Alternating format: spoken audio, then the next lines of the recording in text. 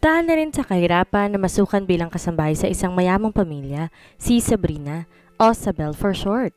Isang simpleng dalaga na may mataas na pangarap sa buhay. Masiyahin ngulit isang matapang na babae. Makikilala niyang isang gwapong binata, Professor Karim Jake Morales. Kilala siyang masungit at tero na guro. Isa sa anak ng pamilyang pinagsisilbihan ni Sabel.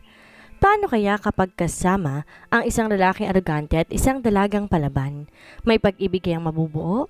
Hanggang saan ang kaya mo para ipaglaban ang pag-ibig ninyo? May isang babaeng umiiyak habang nakasakay sa bus galing sa probinsya. Ngayon pa lang kasi namimiss na ang kanyang inay at kapatid. Sumama siya sa kanilang kapitbahay na kumari ng kanyang inay.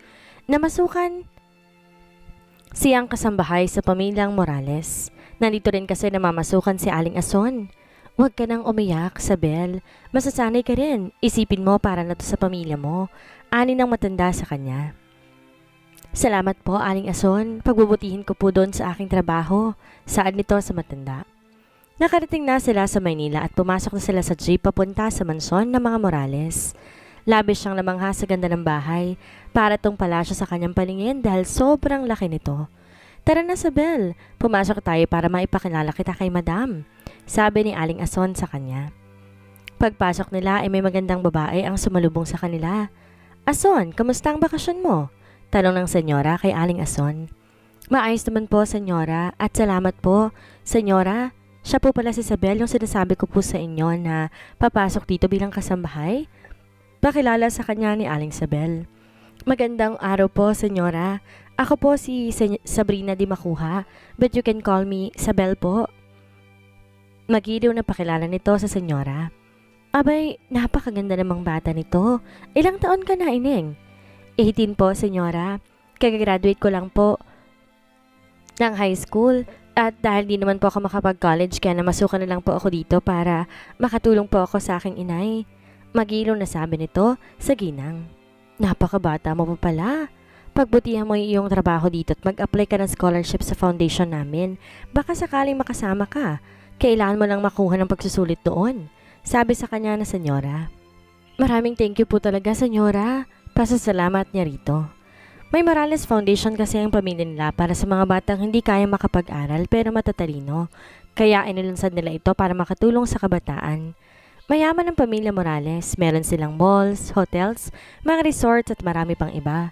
Meron din silang 3 anak, 2 lalaki at 1 babae. Ito sila Karim, Justin at Mara. Sa ngayon, si Justin at ang ama nito ang nagmamanage sa negosyo nila.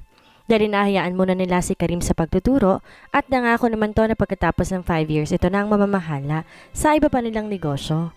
Si Mara naman nag-aaral pa at first year college na sa pasukan. Ason, ikaw nang bahala sa kanya. Ituro mo na lang dapat niyang malaman tungkol sa trabaho niya. Magpahinga muna kayo at bukas na lang siya magsimula. Alam ko napagod din kayo sa biyahe. Saan ng senyora kay Ason? Opo, senyora. Ako na pong bahala sa kanya. Tara na, Sabel. Ituturo ko sa yung silid mo. Ang laki ng mansyon. May 3 palapag ito at malawak din to bawat nadadaanan niya. Ay ang gaganda ng disenyo. May malaking larawan sa living room. Larawan ng pamilya Morales. Ang ganda at ang gwapo nila. Pero nakuha ng isang lalaki ang pansin niya. Kahit medyo seryoso ito, nabawasan ng kagapuhan nitong taglay. Mukhang magkakaroon na siya ng crush. Namura din ang mukha niya kay tagtaka si Aling Ason. Sabel, okay ka lang ba? Tanong ng ginang sa kanya. Opo, Aling Ason. Nahihiya naman siyang sabihin na humahanga siya sa isa sa mga boss niya at sa larawan pa. Ano kayang mukha nito sa personal? Naku, simula ngayon, nanay na lang ang itawag mo sa akin. Lahat sila dito, yun ang tawag nila sa akin eh. Tara na't nang makapagpahinga ka na. Dito ang silid mo. Lahat ng katulong dito may kani-kaniyang kwarto. Kumpleto na rin lahat ng kakailanganin mo. Maraming salamat po, Nay. Sabay yakap sa matanda. Walang anuman, Sabel. Sige na, labas na ako. Nasa kabilang silid lang ako kapag kailangan mo ako, ha? Bilin ito sa kanya. Opo, sagot niya rito. Inikot niya ang buong kwarto. Maganda to at maaliwalas. Nilabas din niya ang kanyang cellphone. Tatawag kasi siya sa kanyang inay. Hello po, inay. Kamusta na po kayo dyan? Kakarating lang po namin ni Aling Ason at maayos naman ako dito, nay. May sarili akong kwarto at nagpapahinga ako ngayon. Bukas na lang daw po ako magsimula. Sabi ni Isabel sa kanyang ina. Mabuti naman kami, anak. Mag-ingat ka dyan, ha? Mamimiss ka namin ng kapatid mo. Mahal ka namin, anak. Wika nito sa kabilang linya. Opo, inay. Nag-iingat po ako palagi at namimiss ko po kayo at mahal na mahal ko rin po kayo. Madamdaming saad nito sa inay niya. Hindi niya alam ang mangyayari bukas pero susubukan niya makisabay sa agos ng buhay dito sa Maynila. Ngayon pa na may inspirasyon siya. Napaisip siya, kailan niya kaya ito makikita? Ano kaya ang mukha nito sa personal? Gwapo kaya ito tulad na nasa larawan o masigit na makisig sa personal? Kinabukasan, masaya ako naglilinis sa may hagdan habang pakanta-kanta pa ako. Maaga ako nagising dahil na rin itong unang araw ko bilang katulong dito sa mansyon ng mga Morales. Nagsimula ako sa baba maglinis habang paakyat. Mataas ang handaan kaya't napagod talaga ako sa paglilinis dito. Umupo muna ako saglit dahil napagod ako. Mula sa taas, tanaw ko ang buong living room. Minsan naiisip ko, nakakatakot mag-isa dito dahil baka may multo. Takot pa naman ako sa multo. Kung ano-ano tuloy ang nai-imagine ko. Nagising lang ang nagsalita sa likuran ko. Manang, kanina pa ako nagsasalita dito, but you are not listening. Galit na sabi nito sa akin. Boses pa lang, gwapo na. Pero gwapo rin kaya kapag nakaharap ko na siya? Sino ba kasing manang ang sinasabi niya? Sino po bang manang ang sinasabi ninyo? Tanong ko sa kanya, sabay lingon ko sa likuran. Shit, ang pogi! Nanlaki ang mata ko dahil siya yung nasa larawan sa baba. Kung gwapo siya doon sa portrait, how come? Sa personal? Ay! Napasigaw pa akong bigla. Sa sobrang excitement ko, muntikan pa ako na mahulog sa hagdan. Buong akala ko, didiretso na ako sa baba, pero hinila ako ng boss kong pogi. Salamat po. Saad ko sa kanya. Who are you? Kunot noong sabi nito sa akin. Hello po, ako po si Sabrina but you can call me Isabel po. Sabi ko sa kanya. Pero lalong kumunot ang noon niya. So, you're new here, Manang? Talong niya sa akin. Napangawi ako dahil Manang ang tawag niya sa akin. Grabe naman po kayo sa Manang, sir. Bata pa po ako, 18 pa lang po. Paliwanag ko sa kanya. Tumaas ang kilay niya. Whatever, you look like one. Masungit na sabi pa niya sa akin. Napasimangot naman akong bigla sa sinabi niya. Gwapo sana ka, sumasungit pala. Napatingin din ako sa sarili ko. Kung sa bagay, tama naman siya. Mukha nga akong manang. Follow me, sabi niya sa akin. Sumunod naman ako sa kanya. Yung akala kong masayang araw na palitan ng lungkot. Pumasok to ng isang silid. Bigla ako yung kinabahan. Hindi ako pumapasok na natili lang ako sa may pintuan. What are you waiting for, Manang? Masungit na tanong niya sa akin. Po? Kabadong tanong ko. Nakapamewang pa ito. I said, what are you waiting for? Linisin mo ng room ko. Utos niya sa akin. Nakahinga naman ako na maluwag dahil maglilinis ng pala ako. Okay po, kukunin ko lang po yung mga gamit panlinis. Paalam ko sa kanya. Asik nito sa akin. Mabilis ako bumaba para kunin ang mga gamit panlinis. O, Sabel, bakit ka nagmamadali? Tanong sa akin ni Nanay Ason. Kukuha lang po ako ng mga gamit panlinis. Pinapalinisan po kasi na masungit na lalaki yung silid niya. Sagot ko sa kanya. Sinong masungit? Siguro sa senyorito Karimang sinasabi mo, no? Mabait yun, ganun lang siya magsalita. Professor din yun sa isang sikat na university. Saad niya sa akin. Ganun po ba? Sige po nanay ha, akit na po ako. Baka magalit po pag magtagal pa ako eh. Paalam ko dito. Sige, mabuti pa nga. Magbadali ka na, baka naghihintay na yon. Saad ni Nanay Ason sa akin. Tumakbo ako pakit sa hagdan. Di naman ako katangkaran kaya kahit bilisan ko pa, matagal akong makakarating sa itaas. Sobrang taas din kasi ng hagdan. Buti hindi nagkakarayuma sa senyora sa pag-akat dito. Na makarating ako na silid niya, hindi na ako kumatok. Binuksan ko na agad to at bumungad sa akin na naka-topless niyang katawan. Sus Mariosep, pandesal! Patiling sabi ko sabay takip sa mata ko. Don't you know how to knock the door before you enter here? Galit na namang tanong niya sa akin. Sorry po sir. Parang iiyak na ako sa lakas ng boses niya. Hindi ito sumagot. Ako naman na natiling nakatayo at nakatakip pa rin ang palad ko sa mata. You can open your eyes now. Para naman ngayon ko lang nakakita ng lalaking nakahubad. Sabi niya sa akin. Tinanggal ko naman ang takip sa mata ko. Nakasuot na to ngayon ng t-shirt. Professor na pala ito pero sa tingin ko, bata pa naman siya. Sa buong buhay ko, ngayon lang ako nakakita ng sobrang gwapong lalaki. Ngayon ko lang nalaman na may mga tao pala talagang pinagpala sa buhay, pati na sa mukha. Ano pang hinihintay mo? Start cleaning, now! Masungit pang utos ito sa akin. Di ba siya marunong magsalita nang hindi nagsusungit? Pasalamat ka't gwapo ka. Ani ko sa isipan ko. Di na ako sumagot pa sa kanya. Pinili ko na lang manahimik at sinimulan ng paglilinis. Nakabihis na ito pero bakit hanggang ngayon hindi pa ito umaalis? Nakaupo lang to sa couch habang may tinitingnan sa phone niya. O baka naman binabantayan niya ako. Naku, wala naman akong kukunin dito eh. Kahit pa mahirap kami, tinuruan ako ni nanay na masama ang magnakaw. Naiilang tuloy ako pero pinilit ko pa rin ayusin ang ginagawa ko. Naglakad ako palabas pero nagsalita ito. Where are you going? Kukuha lang po ako ng pamalit ng sapin sa kama ninyo. Sagot ko sa kanya. Okay, tipid na sagot nito. Lumabas naman ako papunta sa storage room. Tinuro na kasi sa akin kahapon ni Nanay Aso ng silid. Lagi niyang bili na kapag naglilinis ng silid ay palaging papalitan ng mga bedsheet. Pagbalik ko ay nakapaupo pa rin to sa upuan. Ako naman bumalik sa ginagawa ko. Nakakabingi ang katahimikan ko, siguro ako lang mag-isa dito. Kumanta na ako. Nang matapos ako sa kama, pumunta na ako sa banyo para doon naman maglinis. Ang ganda naman ng banyo nila at ang laki. Pang 2 sukat ang kwarto ko sa probinsya. Hindi ko alam kung nandyan pa ang boss ko na masungit pero bahala siya. Ayaw ko rin siyang kausapin, baka dumugo pa ang ilong ko. Halos kasi English ang salita niya. Tsaka na kami mag-uusap kapag hindi na siya masungit. Gwapo nga, masungit naman. Wala sa sariling sabi ko. Who's masungit? Tanong nito sa likuran ko. Ay, anak ng Diablo. Nakakagulat naman kayo, sir. Gulat na sabi ko pa sa kanya. May sinabi po ba ako? Tanong ko sa kanya. Yes, I heard you, sabi niya. Baka nagkamali lang po kayo. Wala naman po ako sinasabi dito eh. Maang-maangan ko pa sa kanya. Here, sabi niya sabay hagis sa akin ng t-shirt niya. Put it on because your shirt is wet. Nahiya naman ako dahil tama siya. Basang-basa na ako ng pawis. Naku sir, wag na po. Nahihiyang sabi ko pa. Okay, fine. Bahala ka kung ayaw mo. Sabi niya sa akin sabay alis. Napabuntong hininga na lamang ako. Napakasungit talaga. Nakahinga ako na maluwag nang wala na yung masungit na yon paglabas ko ng banyo. Sinuot ko na lang ang damit na ibinigay niya sa akin. Ngayon pa ba ako mag-iinarte? Basang-basa na yung blouse ko? Lalaban ko na lang pabalik para hindi naman nakakahiya.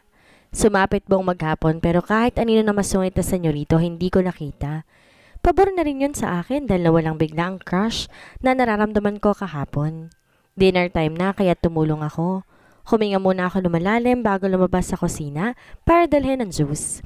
Nakatingin sa akin na masungit na lalaking gwapo na ngayon ay pangit na sa paningin ko. Nakatingin din sa akin yung isa pang lalaki na ubod ng gwapo. Nakangiti ito sa akin. Ngumiti naman ako dahil ayoko rin maging bastos. Manang, what are you waiting for? Talong ng masungit na lalaki habang nakatingin sa akin. Yes po, Senyorito Karim. May kailangan po ba kayo? Tanong ni Nanay Ason. I am not referring to you. Manang, it's her, the new maid. Saad niya sabay turo sa akin. Narinig ko naman ang pagtawa ng Justin, pati na si Senyorita Mara. Di rin nakaligtas sa akin na munting tawanan ng mga kasama ko. Bigla ako nakaramdam ng hiya kaya tumuko na lamang ako. Stop that, Karim. Sabay sa kanya na senyora. She's just 18 years old. Why are you calling her Manang? She look like Manang. Sagot nga kay senyora. You know what, Kuya Karim? Sabel is a gorgeous Manang. Right, Kuya Justin? Tanong ni Mara kay Justin. Yup. Tipid na sagot nitong may halong pagkautal. Hindi ko pa nasasalinan ng baso niya dahil inagaw na sa akin ang pitsil. Nagulat naman ang lahat doon. Siya na mismo nagsalin sa baso niya at uminom na siya. Pagkatapos tumayo ito at lumabas sa dining room. Sabel, pasensya ka na ha. Ganyan talagang panganay ko. Ngayon lang ulit yun sumabay sa amin mag-dinner. Sabi sa akin ni senyora. Okay lang po. Totoo naman pong sinabi niya eh. Sagot ko sa kanya. Ngumiti naman to sa akin. Sa tingin ko mabait din tong si Mara. Same age lang kami at ang ganda-ganda rin niya. Pagkatapos silang kumain, naligpit na namin ang kapagkainan. Ako na rin ang nagpresentang maghugas ng pinagkainan. Umalis na ang mga kasama ko at ako na lang mag-isa dito sa kusina. Tahimik ako at maingat sa paghuhugas ng pinggan. Tumayo ang mga balahibo ko. Baka may multo kasi parang may nakatingin sa akin. Nagmadali na ako sa ginagawa ko. Nang matapos ako, kukuha ako ng pamunas kaya't lumingon na ako. Sus Mariose, panggwapong multo.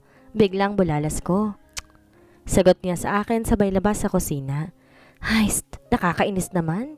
May mga trip talaga siya na hindi ko maintindihan eh. Kausap ko sa sarili ko. Pinagpatuloy ko na lang ang pagpupunas ng mga kubyertos.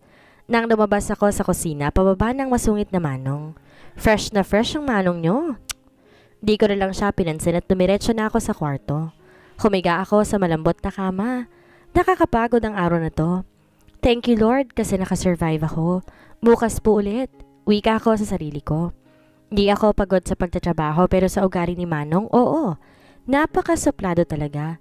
Siguro natatakot sa kanya mga students niya. Kapag pala rin ako makapasok doon sa sinasabi na senyora, sana naman di ko siya maging guro. Baka ibagsak niya ako sa klase niya eh. Hindi na ako nakapagpalit ng damit dahil nakatulog na ako. Nagulat ako madaling araw, may kumakatok sa pinto ng kwarto ko. Kumakapa-kapa pa ako dahil pinatay kong ilaw.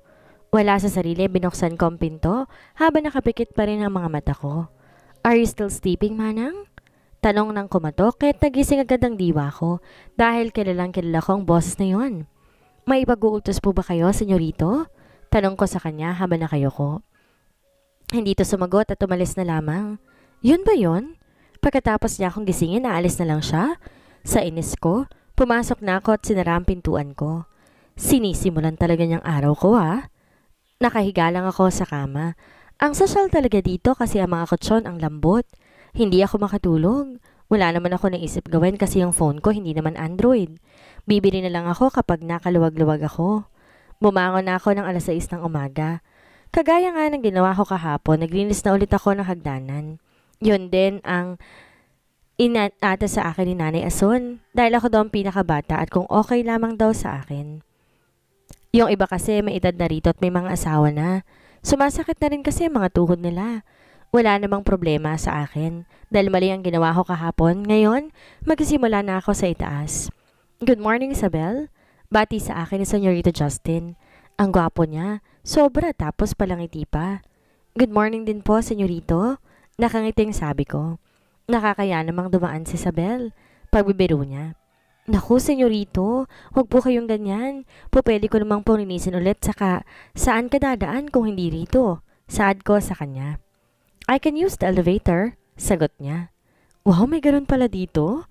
Manghang sabi ko. Bumaba ito at ginulo ang buhok ko. Ang cute mo talaga. Be careful sa paglilinis dito ha, baka mahulog ka sa puso ko. Sabi niya sa akin. Po? Nagtatakang tanong ko. Hindi ko kasi mawari kung biro lang ba niya iyon. Tawa lang ang naging sagot niya sa akin. Nagulat na lang kami nang dumaan sa tabi si Manong Karim. Yung mukha niya para na namang pinagsakloban ng langit at ng lupa. Nabigla ako nang tumawa si Senyorito Justin. Don't mind him. Masasanay ka rin naman sa kanya. Paalala niya pa sa akin. Mauna na ako sa iyo, Isabel. Baka malate na ako sa office. Paalam din niya sa akin. Ingat po kayo, Senyorito. Sabi ko sa kanya. Umalis na ito kaya tinapos ko na ang ginagawa ko. Isabel? Tawag sa akin. Bakit po, nanay? Tanong ko sa kanya. Simula ngayon, ikaw na ang maglilinis ng kwarto ni Senyorito Karim. Aniya sa akin. Sige po, nanay. Tapusin ko lang po ito. Saad ko sa kanya. Ito pala, uniform mo. Ngayon ko lang kasi naasikaso eh. Pasensya ka na kung napagkatuwaan ka kagabi, anak. Aniya sa akin. Okay lang po yun, nanay. Totoo naman ang sinabi niya. Tumatawang sabi pa nito. Mabuti naman kung ganon. Nakangiting sabi ni Nanay Isabel. Nagpaalam na to para pumunta sa kusina. Ako naman tinapos ang gawa ko dahil aakit pa ako sa silid ni Manong. Sana naman wala na ito mamaya. Stress pa naman ako sa kasungitan niya. Pagkatapos ko sa hagdanan, umakit na ako sa kwarto niya. Nagsimula din akong maglinis. Ewan ko ba, malinis pa naman pero kailangan ba araw-araw maglilinis? Pero ganon nga siguro talaga kapag mayaman. Nakita ko ang damit na binigay ni nanay. Pumasok ako sa banyo para maglinis. Pero dinala ko ang damit. Inubad ko ang damit ko na parang pangmanang at sinuot ko ang uniform. Kasyang-kasya sa akin ang damit. 18 pa lang ako pero dalagang-dalaga na ako. Hindi siya umabot sa tuhod ko. Maiksi sa akin kahit di naman ako katangkaran. Pagkatapos ko sa banyo, maglinis, lumabas na ako. Nagulat pa ako dahil nakatayo lang naman ang masungit na Manong sa tapat ng pinto. Napahawak pa ako sa dibdib dahil sa gulay. Ay Manong ka masungit! Hindi ko na mapigilang sabihin. Kumulot naman ang noon niya sa sinabi ko. Sorry po sir, nagulat lang po ako. Kabadong sabi ko. I don't care, sabi niya. What are you wearing? Tanong niya sa akin. Damit po, sagot ko sa kanya. Alam ko na damit yan, pero bakit ganyan ang suot mo? Are you seducing me? Tanong niya sa akin. Ho?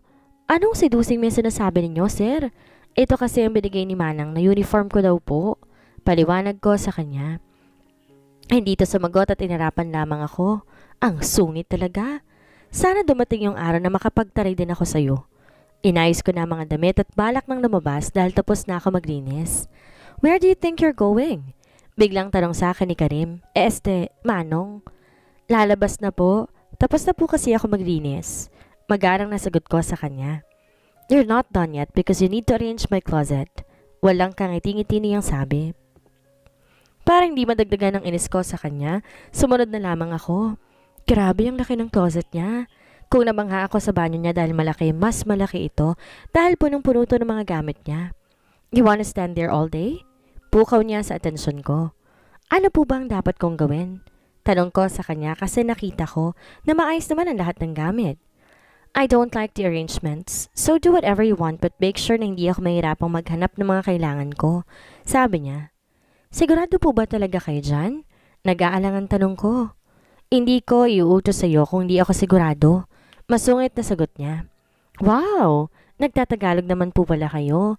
Sana ganyan kayo palagi para hindi ako mahirapan na makipag-usap sa inyo. Wala sa sariling sabi ko. When you're in college, you have to learn English. Kaya dapat ngayon palang masanay ka na. Sabi niya sa akin. Di naman po sigurado kung makakapagkolehiyo ko. Malungkot na sabi ko. I gotta go, bahala ka na dyan. Paalam niya pa sa akin. Kita mo panira sa moment ko? Magdadrama pa ako matching walling pa sana. Kainis naman. Makapag-ayos na nga. Kausap ko sa sarili ko. Natutuwa ako mag-ayos ng gamit niya. Ang bango ng mga damit niya. Inayos ko na lang ayon sa kulay para hindi na siya mahirapan pa. Masaya ako nagliligpit at may pakanta-kanta pa ako. Para tuloy ako nagko-concert dito sa loob ng walk-in closet niya. Nagulat ako na may pumapalakpak. Wow! Ang galing mo naman kumanta sa bell! Sabi sa akin ni Senyorita Mara. Nakakahiya naman po. Pasensya po, hindi ko po alam na nandyan po pala kayo. Sabi ko sa kanya. Ano ka ba? Okay lang. Hinanap talaga kita kasi gusto kitang makakwentuhan. Magkasing edad lang pala tayo. Sabi niya sa akin. Nako, senyorita, baka hindi po tayo magkaintindihan. Hindi po ako sanay mag-English Saad ko sa kanya. Tumawa naman to sa sinabi ko. Di magtatagalog ako. Marunong naman ako Nakangusong sabi niya. Ayos lang ba sa'yo na kausapin ng katulong na kagaya ko? Nahihiyang tanong ko pa sa kanya. Oo naman. Mas gusto ko kasi wala akong friends. Lahat sila ayaw sa akin. Malungkot na sabi niya. Ha, bakit naman? Mabait ka naman na. Nagtatakang tanong ko sa kanya. Basta ayaw nila sa akin. Kaya simula ngayon tayo nilang magkaibigan ha? By the way, ano palang course ang kukunin mo? Tanong niya sa akin. Hindi ko nga alam kung mag-aaral ba ako Sagot ko sa kanya. Mag-aaral ka. Mali mo may sponsor ka. Nakangiting sabi niya sa akin. Sana nga. Saad ko naman sa kanya. Sana magkaklase tayo para may kasabay ako lagi.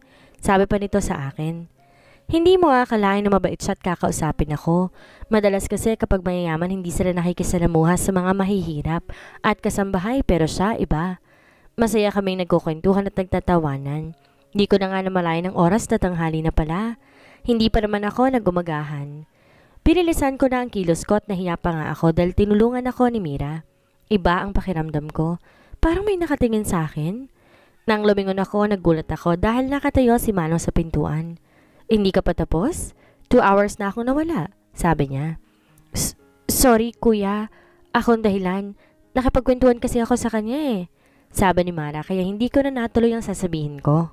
Di ko alam pero nakita ko siyang lumunok habang nakatingin sa akin. Nang tumingin ako sa sarili ko, nanlaki ang mata ko dahil nakatupi ang palda ko at kitang-kitang legs ko. Mabilis ko namang ibinaba ito. Pasalamat na lang ako dahil di napansin ni Mara. Tumalikod ako para bilisan ang ginagawa ko. Nanginginig pa ang kamay ko habang sinasalansan ng mga sando niya.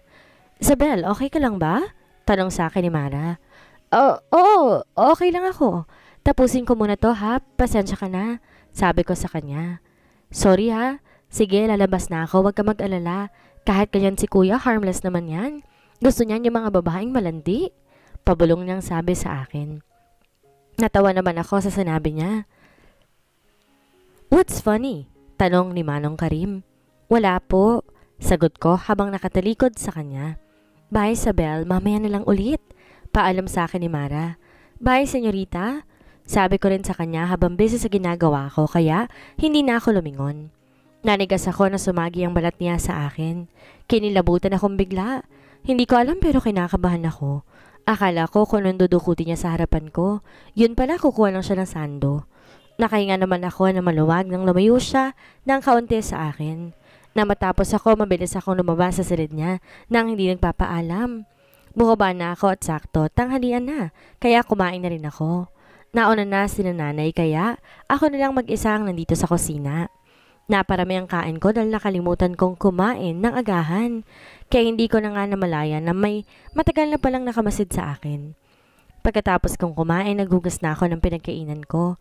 Lumabas ako sa kusina at pumasok muna sa silid ko. Humarap ako sa salamin. Ang iksi naman ng palda na to. Kaya naiilang ako kasi hindi ako sanay. Madalas kasi ang haba ng mga sayang suot ko. Tinali kong buhok ko para hindi mainit sa pakiramdam. Madalas nakalugay lang ang buhok ko. Kaya lalo kong inaasar na manang sa amin. Hanggang dito hindi nakaligtas sa masungit na manong. Sa lahat sa kanila, siya lang ang bukod tangi na tumawag sa akin ng manang. Lumabas ako sa kwarto ko. Nakita ko si nanay.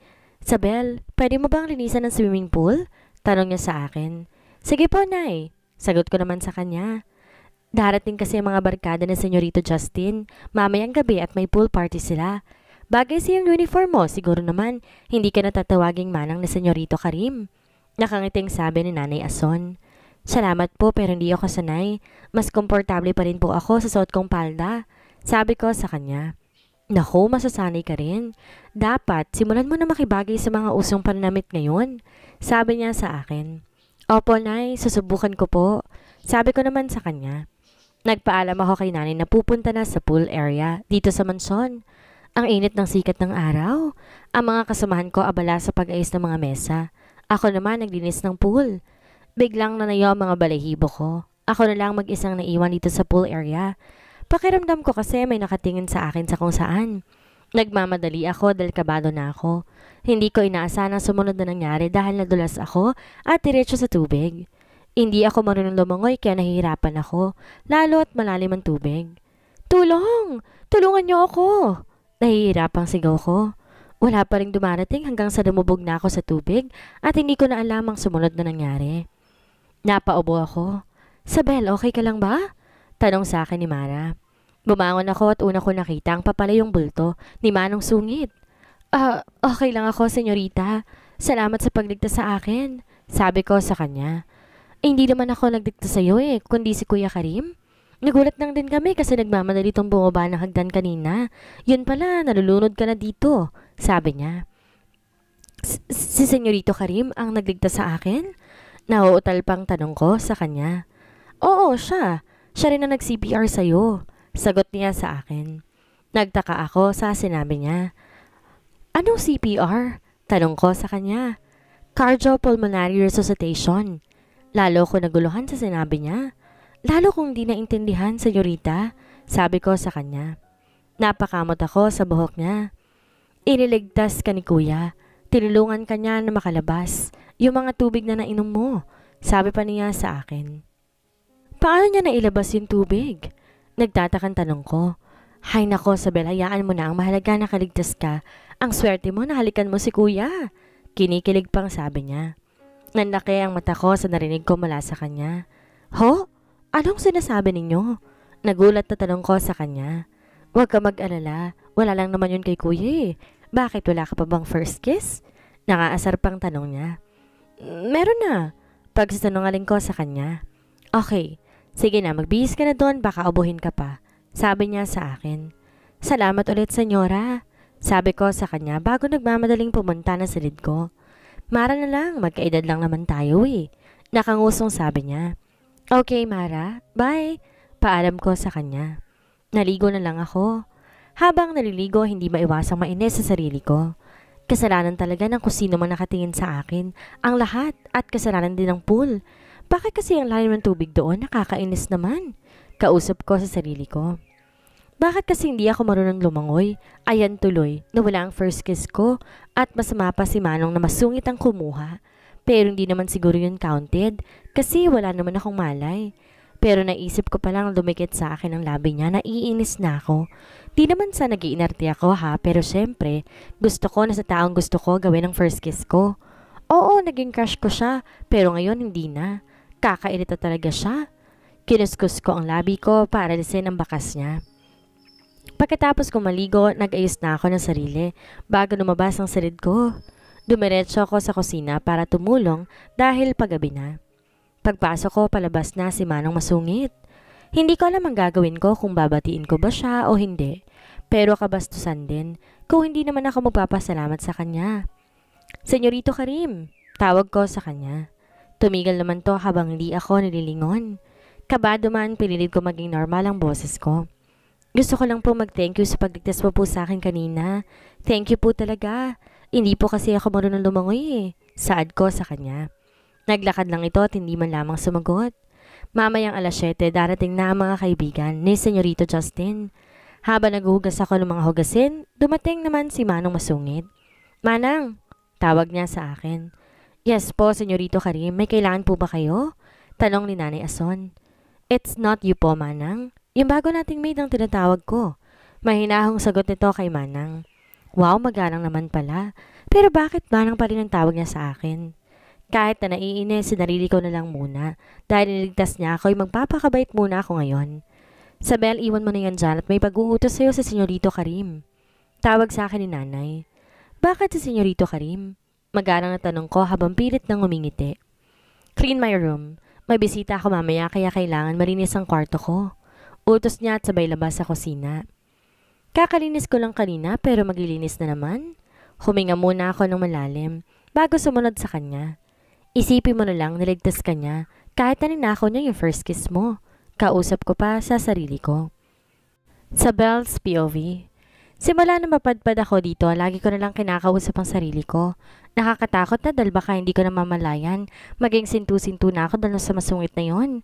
Hindi ako makapaglinis ng maayos dahil nandito lang naman si Manong na nakabantay sa akin. Kahit na naiilang ako, ipinagpatuloy ko ang paglilinis. Ang masungit na Manong nakaupo lang sa kama niya. Abala to sa pagbabasa ng libro. Siguro sobrang talino niya kasi professor na siya. Ilang taon na kaya si Manong? What are you thinking, Manang? Tanong niya sa akin. Wala po, senyorito. Sagot ko sa kanya. Can you please make it fast? Anytime darating ng bisita ko pero hindi ka pa tapos. Naiinis sasabi niya sa akin. Nilinisan kong kilos ko. Pinapunta din niya ako sa banyo para ihanda ang bathtub. Ang bango ng sabon na ginagamit nila halatang pang mayaman. Bakit bang bagal mo, Manang? Hindi ka pa rin ba tapos? Tanong niya ulit sa akin. Huminga ako na malalim at tumingin sa kanya. Sa totoo lang, ngayon ko lang siya natitigan. Ang sungit talaga ng aura niya. Sayang ang kagapuhan niya. Pero alam ko namang maraming babae ang naghahabol sa kanya at ayoko nang dumagdag sa haba ng pila. Turn off ako sa mga gaya niyang masungit pero naisip ko lang, oratin ko kaya siya. Ito na naman ang isip ko na may binabalak na hindi maganda. Mas lalo kong binagalan ng kilos ko. Hindi porket sinagip mo ako, pwede ka na magsungit sa akin. Nagulat kami pareho nang bumukas ang pinto at pumasok ang magandang babae. I miss you so much. Sigaw niya habang nagmamadaling dumapit kay Manong. Mabilis tong sumampa kay Manong, kaya naman mabilis din tong binuhat ni Manong masungit. Ang sumunod na nangyari ang di ko napaghandaan. Hinalikan niya bigla si Manong. Si Manong naman halikan din yung magandang babae. Napatakip tuloy ako sa mata dahil sa nakita ko. Unti-unti kong sinimulang ihakpang ang paa ko para makaalis. Hindi maganda sa panin ko ang ginagawa nila at higit sa lahat, bakit pa ako mananatili doon? Maaabala ko lang sila so dapat nilang gawin. Sumilip ako ng huling beses sa kanila at nakita ko, nakatingin sa akin si Manong kaya't mabilis akong lumabas. Nakakahinga pa kaya sila? Halos lunukin na nilang labi ng isa't isa eh. Wala sa sariling sabi ko na makalabas ako sa silid. Muli akong bumaba sa kusina. Inabot na kasi ako ng 8:00. Sakto kumakain sila pagpasok ko. Kain na tayo, Sabel. Sabi sa akin ni Chari, isa sa mga kasamahan namin dito. Mas matanda siya sa akin ng 3 taon. Salamat Ate Shari, gutom na rin talaga ako eh. Sagot ko sa kanya. Lumapit ako ng lababo para maghugas ng kamay. Bala ko kasi kumain ng nakakamay lang eh. Mas gusto ko at saka wala namang sabawang ulam kaya ayos lang. Umupo na ako para magsimula ng kumain. Kakasubo ko lang na bigla akong tawagin ni Nanay Ason. Sabel, pasensya ka na kung aabalahin kong pagkain mo ha. Nagpapadala si Senyorito Karim ng alak sa kwarto niya eh. Sige po, Nay. Saan po ba ako kukuha ng alak na dadalhin ko doon? Tanong ko sa kanya habang tinatakpan ng pagkain ko dahil balak kong balikan mamaya. Sasamahan na kita, sabi niya sa akin. Sumunod naman ako sa kanya. Dito nakalagay ang mga alak. Kumuha ka na at dalhin mo sa kanila. Utos ni Nanay sa akin. Ako na may kumuha ng isa at umakyat sa kwarto ni Manong. Kumatok ako pero hindi naman ako naririnig. Kumatok ako ng kumatok kasi naman nagugutom na ako eh.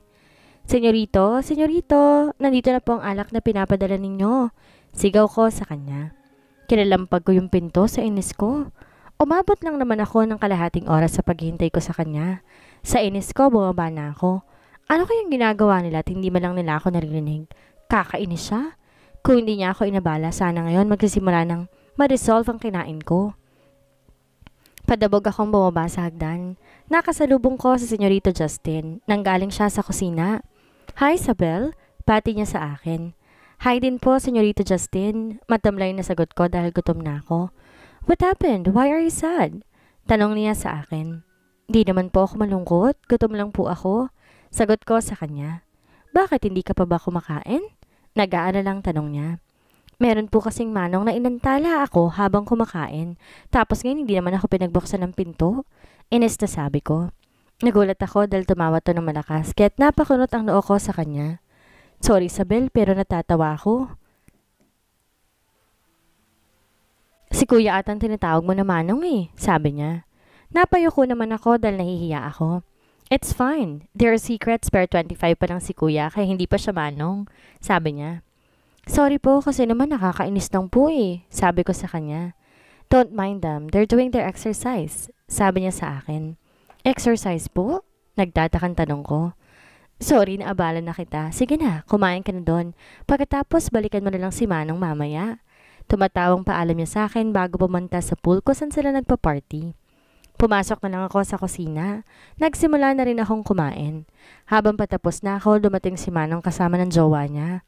Where is the wine, Manang? Kanina pa namin hinihintay ang wine. Galit na sabi niya. Hindi ko siya inintindi. Tumayo ako at pumunta ng lababo para hugasan ang kinain ko. Are you deaf? Manang! Galit na tawag niya pa sa akin. Humarap ako sa kanya dahil inis na inis ako, hindi ko na nakontrol ang sarili ko. Hindi po ako bingin, senyorito.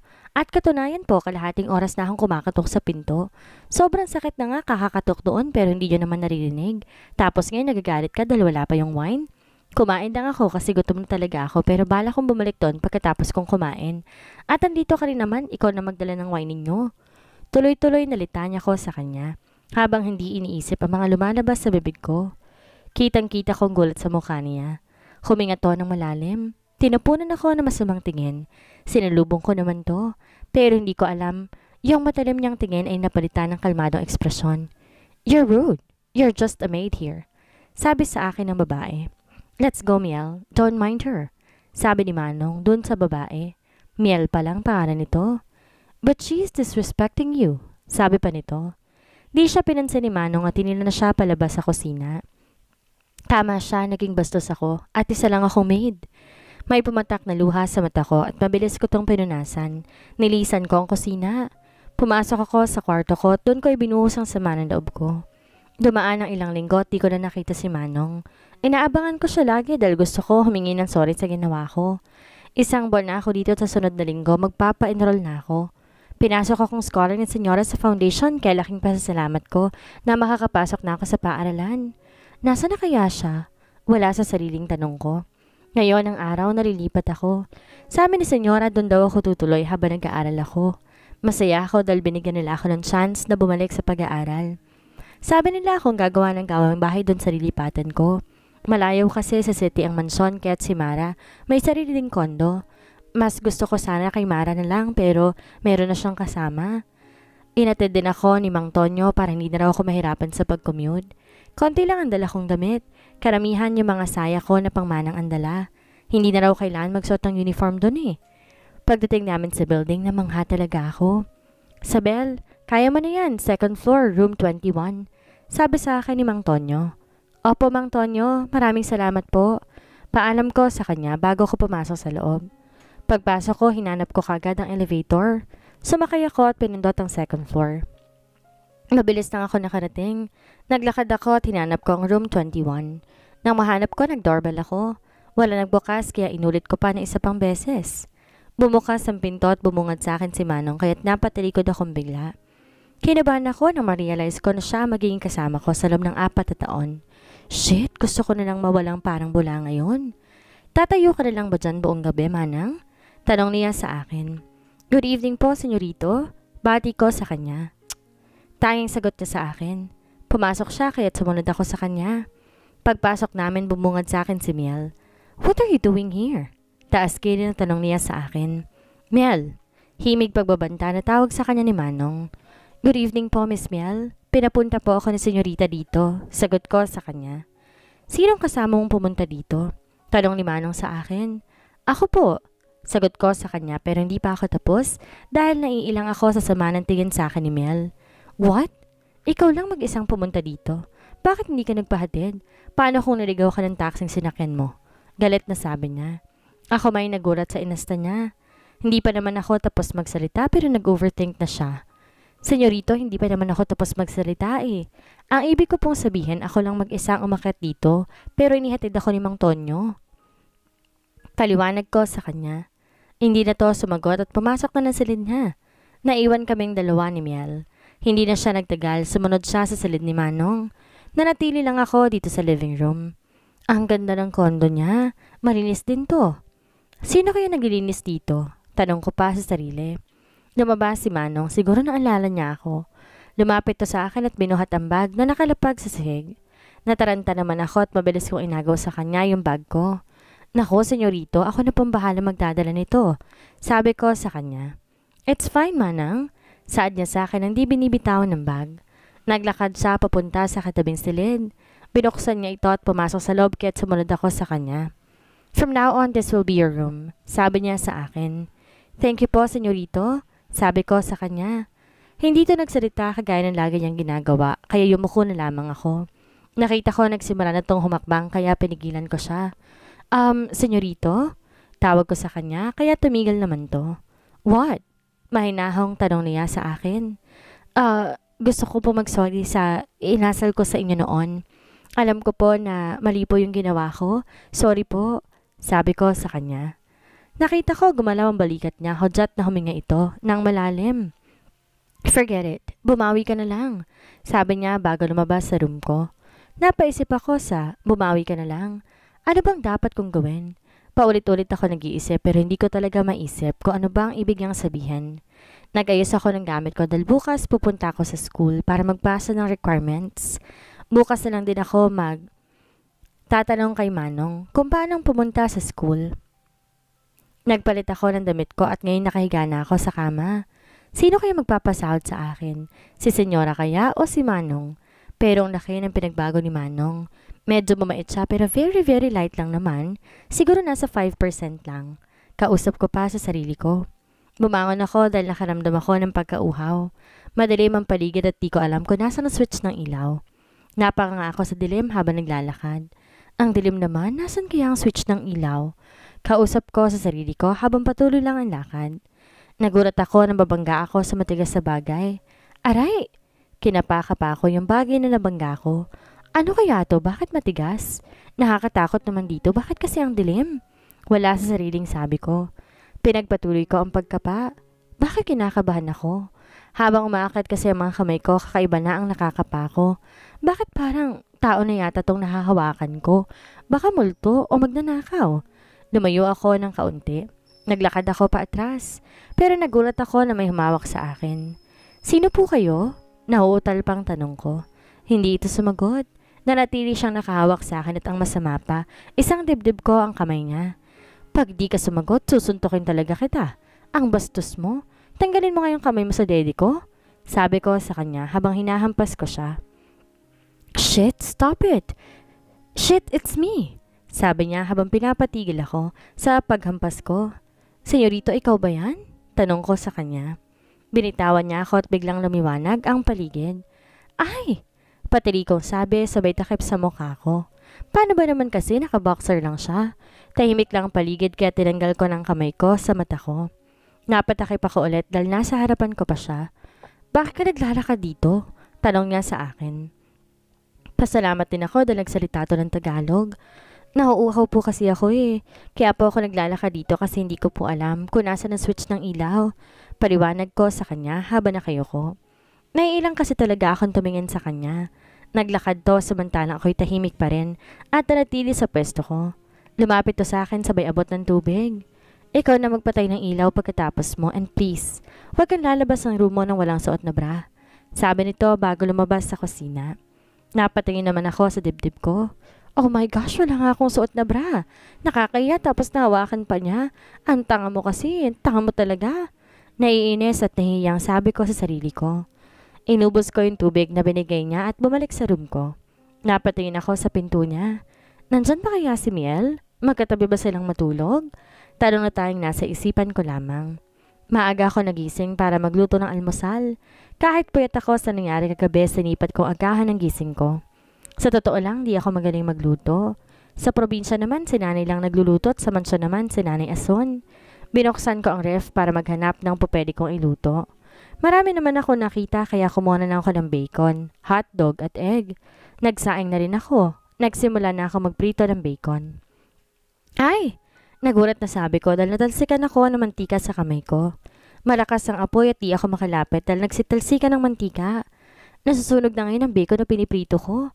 What the heck is going on here? Galit na sigaw ni senyorito sa akin.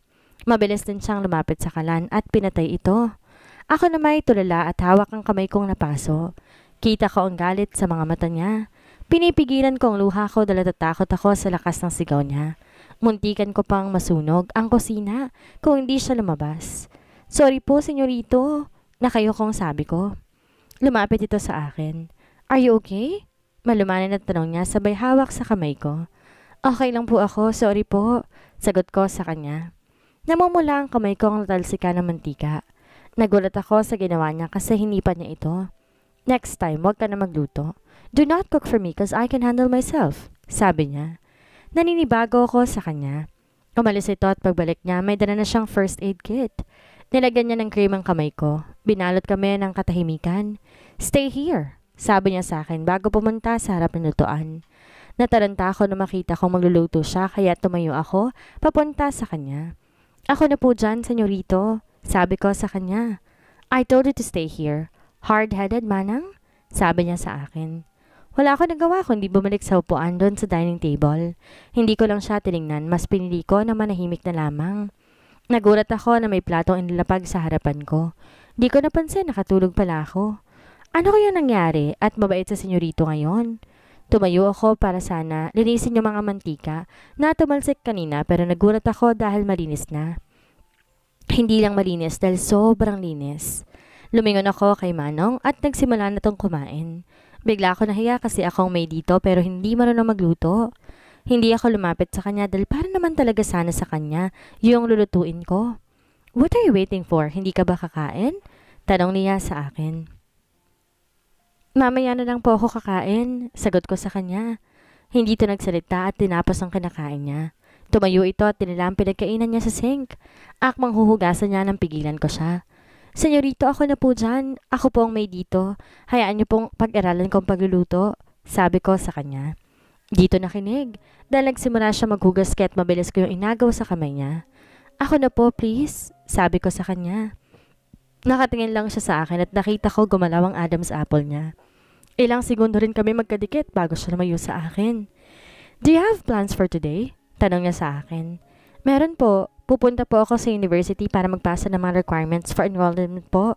Sagot ko sa kanya. Okay, isasabay na kita. Sabi niya bago lumabas sa kusina. Ako naman umupo na para kumain. Nakakaya naman kung paghihintayin ko siya. Binilisan ko lang kain ko kasi maliligo pa ako. Mabilis ang bawat kilos ko. Kasalukuyan ako nag-aayos ng sarili ko sa salamin. Gusto ko talaga ang ganitong style. Bahala sila, mas komportable kasi ako sa ganito. Pagkalabas ko, nakaupo si senyorito sa sofa sa living room. Na makita niya ako'y napanguwi siya at alam ko, napapangitan siya sa suot ko. Napansin niya yata nakatingin ako sa kanya. Kaya nauna na itong naglakad. Dumistansya ako sa kanya kasi ayoko namang sumabay sa kanya. Sumakay kami sa elevator sa bandang ulo ko pumesto para hindi ko siya makatabi. May mga kasabay kaming mga magagandang babae. Halatang type nila sa senyorito kasi kinikilig pa. Dumiretso kami sa parking lot. Akmang bubuksan ko ang pinto sa backseat na magsalita ito. Gagawin mo ba akong driver? Tanong niya sa akin. Nahiya naman ako kaya't sumakay ako sa front seat. Nahirapan ako ikabit ang seatbelt ko kaya't lumapit siya sa akin. Sobrang lapit niya dahil amoy na amoy ko ang pabango niya na napakasarap sa ilong. Nahihiya din akong huminga. You can breathe now. Baka mamatay ka na niyan. Nakangiting sabi niya pa. Nagulat pa ako dahil first time nang umiti siya sa akin. Siya ba talaga to? Isang buwan na kami hindi nagkikita, bumait na siyang bigla. Huminga ako ng malalim at tumingin na lang sa labas ng bintana habang nasa biyahe kami. Senyorito, pwede ba na ibaba mo na lang ako sa malayo? Tanong ko sa kanya. Kumurot ang noon niya sa sinabi ko. And why? Tanong niya sa akin. Ayoko po kasi na pag-usapan kayo sa school. Di ba po professor kayo doon? Ano na lamang ang sasabihin nila pag nakita nilang magkasabay tayo? Sabi ko sa kanya. Okay. Tanging sagot niya sa akin. Wala akong ideya kung malapit na ba kami o malayo pa. Nagulat ako nang pumasok ang kotse niya sa loob ng campus. Tumingin ako sa kanya pero kalmado lang itong nagmamaneho, papunta sa parking lot.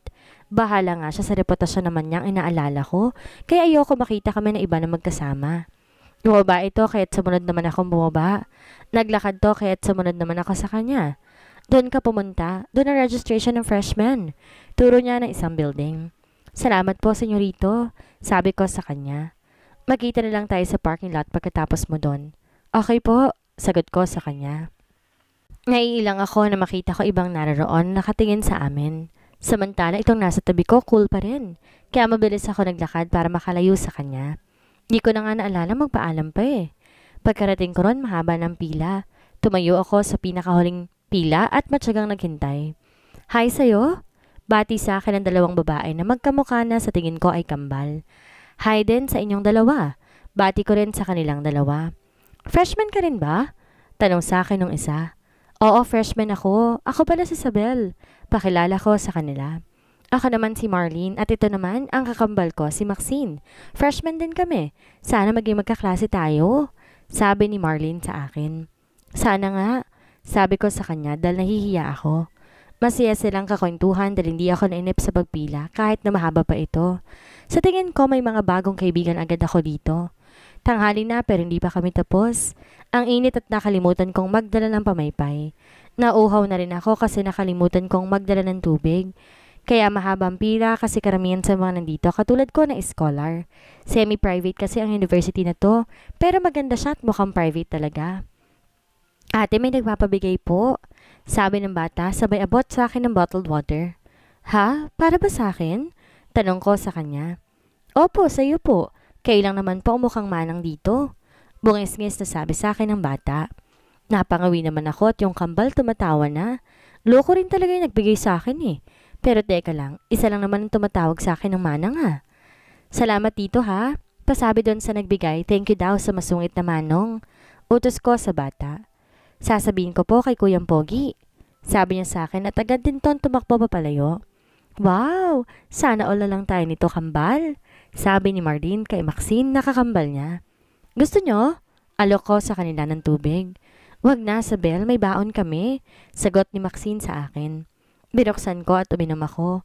Alam ko naman galing to kay Manong kaya iinumin ko na. Sana magtuloy-tuloy ang pagiging mabait niya sa akin.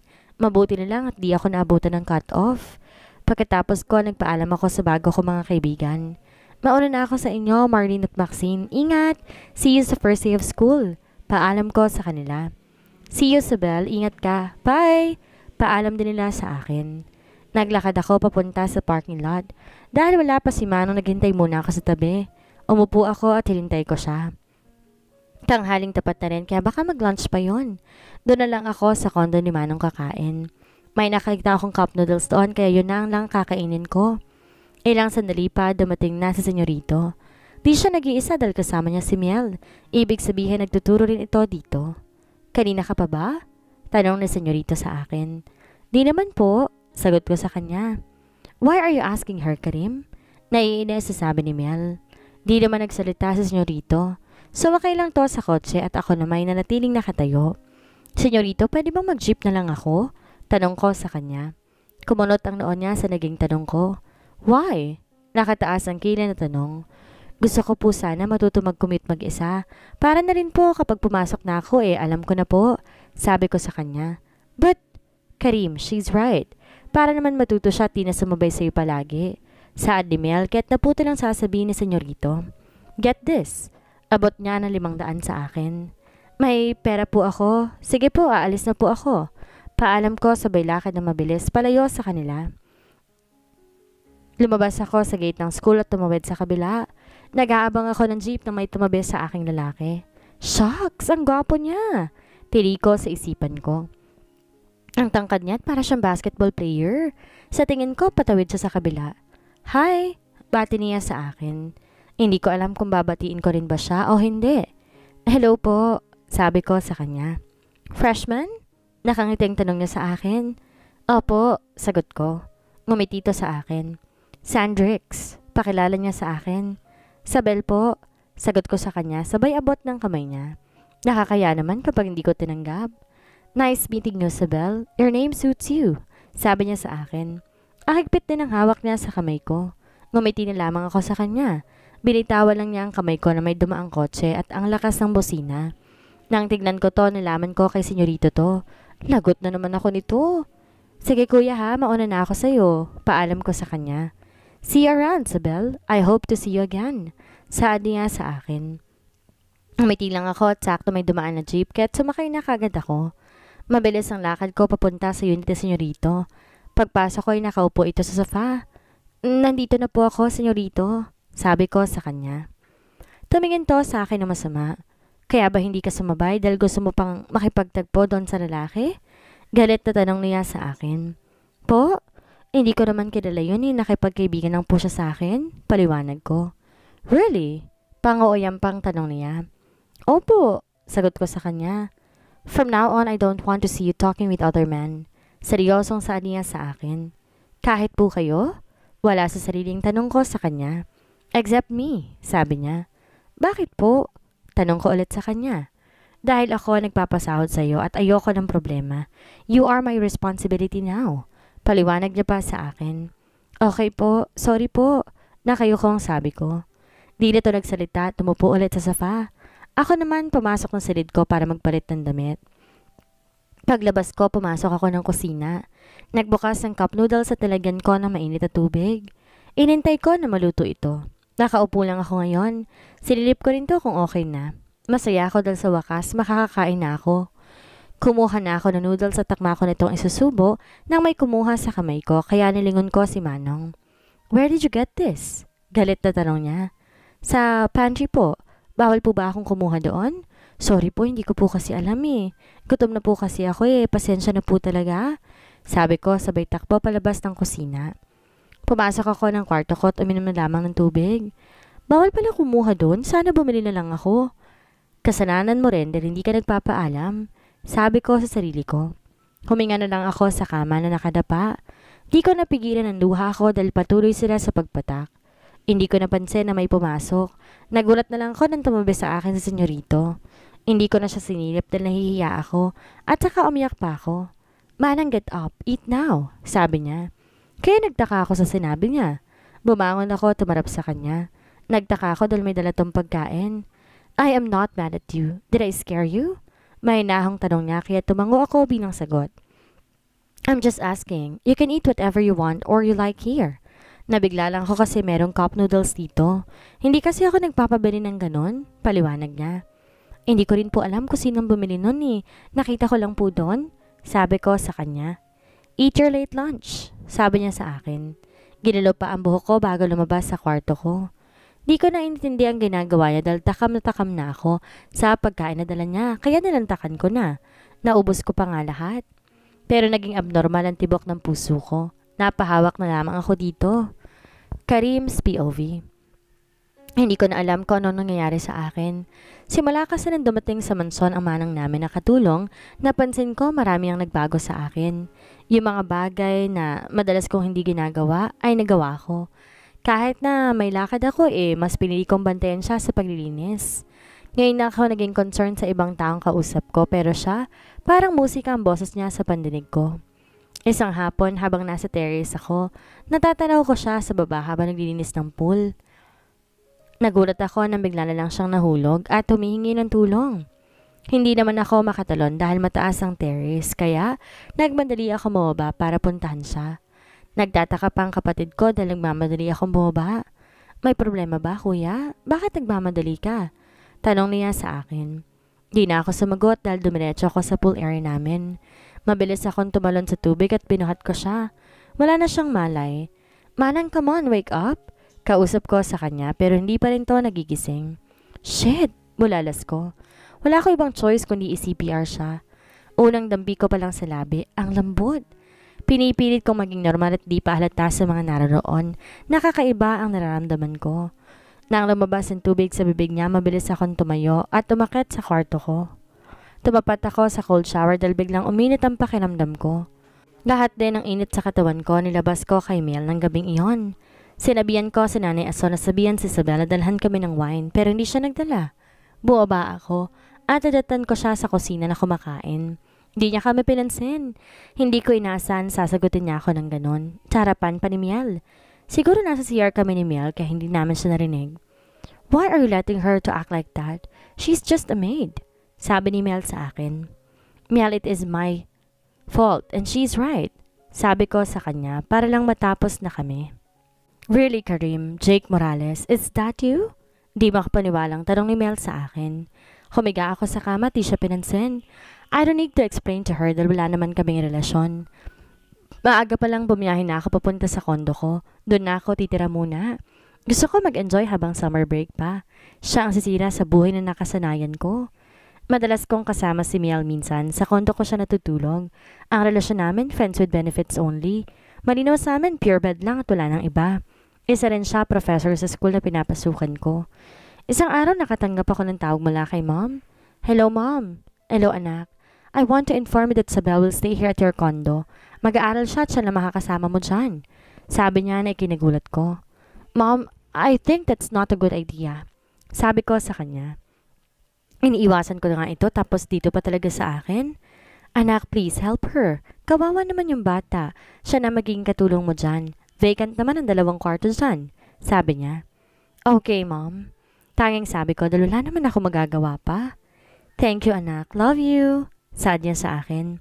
Love you too, Mom. Sagot ko. Natuto ako maglinis ng kondo ko. Gusto ko kasi maging independent kaya humiwalay ako sa parents ko. Binigyan ako ni Dan ng 4 years para gawin ang gusto ko. May natitira na lang akong 3 years sa university. Hindi ko inaasahan na ngayon ang dating na. Alam ko nagulat siya dahil nag-overreact ako. Ayoko lang din na may mangyari sa kanyang masama. Balak sana ni Max na dito matulog sa kondo ko pero pinauwi ko siya. Karim, I want to stay here. Miel, maybe next time. Okay. Saan dito bago lumabas ng kondo ko? Alam ko ayaw niya kay Manang. Ramdam ko. Di ako makatulog at lumabas akong tanging boxer lang ang suot.